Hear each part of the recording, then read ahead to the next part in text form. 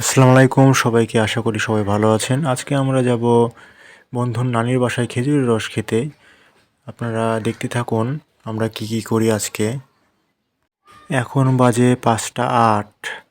আমরা অনেক ভোরে বের হয়েছি, সবাই বাইকে যাব। আমরা 8জন আছি, সবাই যাব বাইকে। অনেক শীত।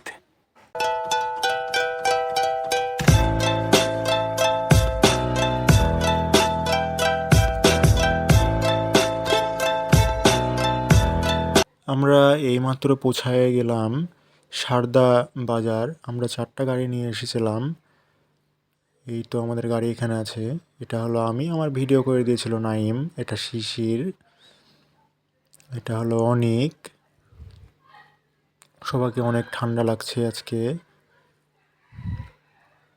আমরা যাচ্ছি, আমরা রস দেখাবো এখনই আপনাদেরকে। এটা হলো বিশাল। বিশালকে অনেক ঠান্ডা লেগে গেছে। পলক আছে তার পাশে।